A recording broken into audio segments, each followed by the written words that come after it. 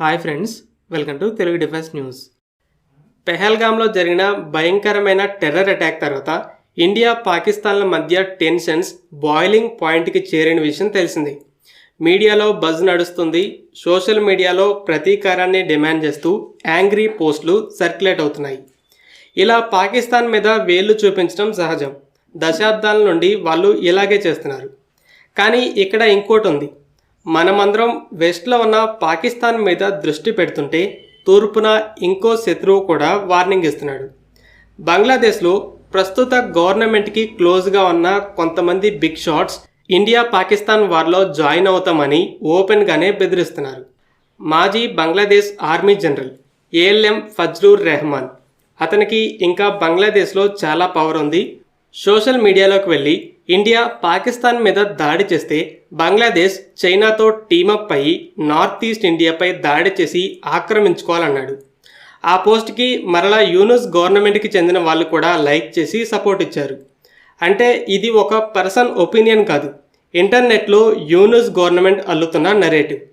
అయితే ఫస్ట్ ఈ ఫజ్లూర్ రెహమాన్ బ్యాక్గ్రౌండ్ చూద్దాం. 2001లో ఇండియా బంగ్లాదేశ్ బోర్డర్ క్లాష్లో ఇతను ఇన్వాల్వ్ అయ్యాడు. ఇందులో 16 మంది బీఎస్ఎఫ్ జవాన్లు అమరులయ్యారు. తర్వాత 2009లో బంగ్లాదేశ్ గార్డ్స్ మధ్య ఘర్షణ జరిగి 70 మంది చనిపోయారు. దాని విషయంలో జరిగిన ఇన్వెస్టిగేషన్కి నాయకత్వం వహించి ఇండియానే దానికి కారణమని నింద వేశాడు. కానీ ఇండియాకి దానికి ఎలాంటి సంబంధం లేదు. వీడు దశాబ్దాల నుండే యాంటీ ఇండియా సెంటిమెంట్స్ని ముందుకు నెడుతున్నాడు. ఇప్పుడు కూడా రిటైర్ అయిపోయి ఖాళీగా ఇంట్లో టీవీ చూడట్లేదు. బంగ్లాదేశ్ గవర్నమెంట్లో నేషనల్ కమిషన్కి హెడ్ అని ఒక పెద్ద పొజిషన్లో ఉన్నాడు. ఇన్ఫ్లుయెన్స్ బాగా ఉంది.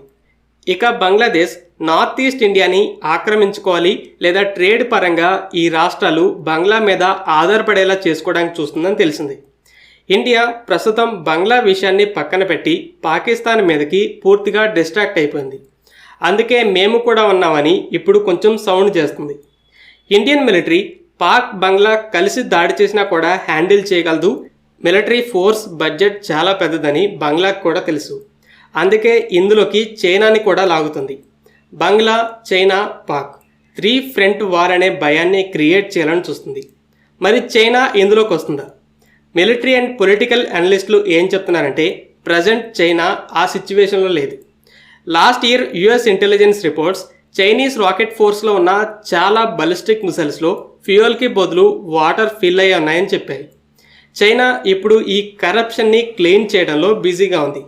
గత కొన్ని నెలల్లో 10ల సంఖ్యలో మిలిటరీ లీడర్స్, కమాండర్స్ కనుమరుగయ్యారు.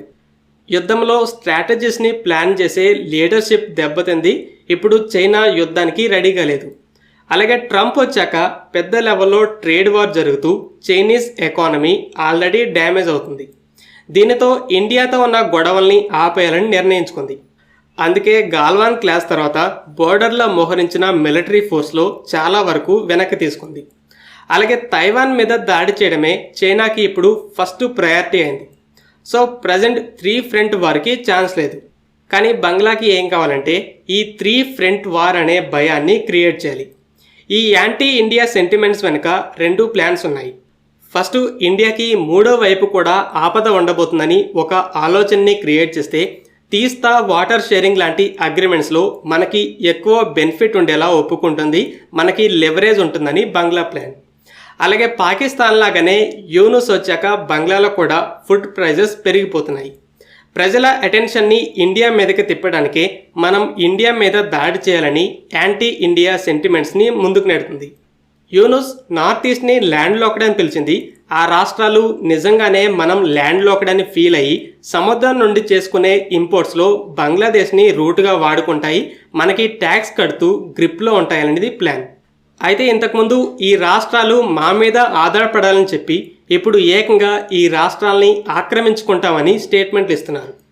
ఈ యాంటీ ఇండియా సెంటిమెంట్స్తో బంగ్లాదేశ్కి కొన్ని short term, long term goals ఉన్నాయి. షార్ట్ టర్మ్లో ప్రభుత్వం మీద ఉన్న వ్యతిరేకతని డైవర్ట్ చేయాలి, నార్త్ ఈస్ట్పై ఇన్ఫ్లుయెన్స్ని పెంచుకొని ఎకానమీ పరంగా బెనిఫిట్స్ ప్లస్ గ్రిప్లో పెట్టుకోవాలి. 2 లేదా 3 ఫ్రంట్ వార్ వార్నింగ్స్తో ఇండియా బంగ్లాదేశ్ని కామ్ చేయడానికి వాటర్ షేరింగ్ అగ్రిమెంట్స్లో రాజీ పడేలా చేయాలి.